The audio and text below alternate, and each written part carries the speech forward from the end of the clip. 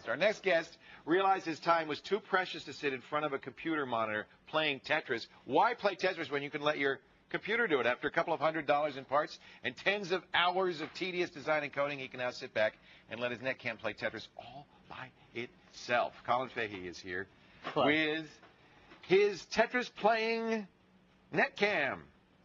Colin, this has been 13 years in the making. Yes, actually, I thought of the concept back in 1990, but technology just wasn't up to it. Yeah, that's right. Technology, the CPU speed is basically the biggest bottleneck. It was not that hard though to teach a computer to play Tetris. No, actually, the algorithm, the core of the algorithm, I developed back in 1990. Right. So it was just, the hard part was getting a Netcam. The video processing. I mean, it's very computationally intensive. I mean, for a single application to do both the video processing and the AI, and rendering, it's just a little bit too much for the earlier PCs. Now, I may be the first person to have mentioned this to you, but couldn't you just write a computer program that would just play Tetris? You mean without an AI, or? Well, no, you have an AI, but no camera or anything. Just playing. Oh, well, my objective was to create something that mimicked a human player, because the original Tetris did, in fact, have an AI, in its demonstration mode. Yeah, just let it play itself. I thought it would be interesting to one step beyond to simulate the human, actually playing it, so that the input coming from the game would be the same as, a human player, so it would have a vision system. That's a challenge, yes. Actually. So the camera is watching the game on the screen here. Right. There's a computer. There's two computers involved in this, right? Right. This is a Tetris game on the screen, and you actually kind of written your own special version. It looks like.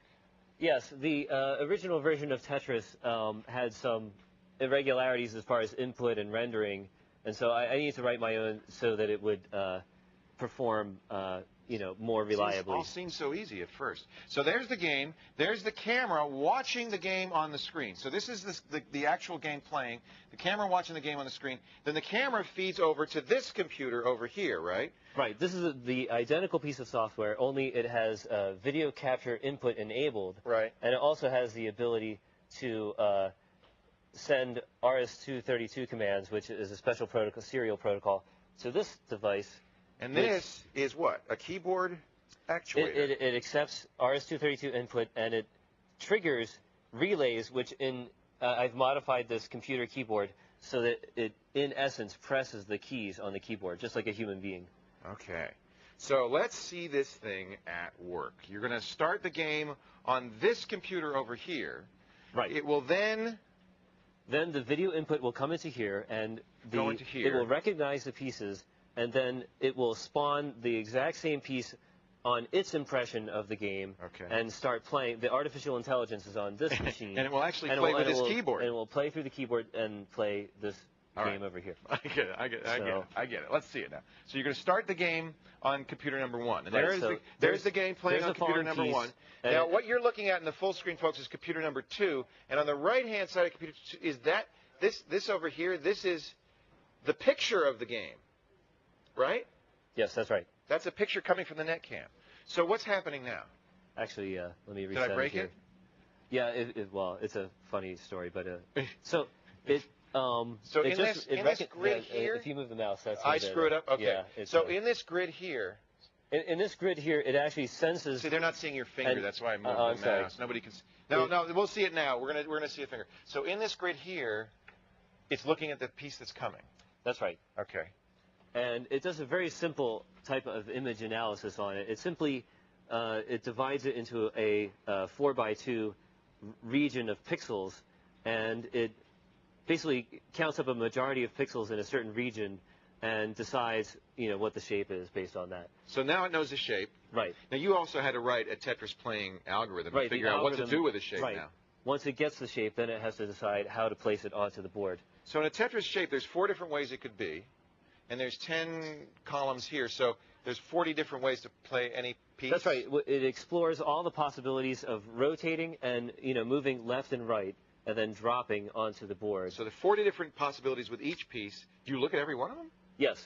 And then for each one of those possibilities, it has to sort of score the board. Right. It has to Was rank this a good the board. move or a bad move? Yeah. And so in an early version of the AI, what it does is it has basic human heuristics determining, like, well, what's the goodness or badness of the move. Right. Like, so, for example, one thing is, if the pieces start piling higher, that's bad. Yes. Right. And other things is if you form holes, like embedded holes. That's bad too. That's right. Because you can't fill that in without clearing the rows above it. Exactly. Yeah, yeah. And then, See, I played a little Tetris in my time. Yeah. So have we all, I imagine. Yeah. And another bad thing is forming narrow wells, because the only thing that can fill a well is the long piece. See, I do that. I'm bad about that. I like the narrow wells for some reason. You're right, and you can't get rid of it. It's playing very well right now. It's cleared almost down. How well does it play? Does it win every game? No, in fact, no game is winnable because there's always a pathological sequence that can end any game. I mean, in other words, you could get such a bad sequence of pieces that you couldn't possibly place them. Even a perfect AI could not survive a certain sequence of pieces. And eventually that's going to happen. It might take millions of moves. But That's right. But for some of these better Tetris AI algorithms, that it's a very real possibility that you'll encounter some of these more obscure sequences. Like, for example, there's actually a differentiation between an algorithm that considers only the current piece that it sees on the board. Right. Right. And so it sees the board and it sees the current piece and it decides what to do. That's fairly simple. Right. But a more sophisticated algorithm, it has the current board and the current piece at the top of the board, but then it also has the next piece. So most Tetris games let you see the piece that's going to be next. Yeah. And so you're seeing into the future a little bit. And that adds a little complexity here. Right. And it also adds a lot of possibilities in terms of combining the two pieces. Right. Like, for example, you know that maybe dropping the first piece might create a bad scenario, but you know that the next piece will fix it.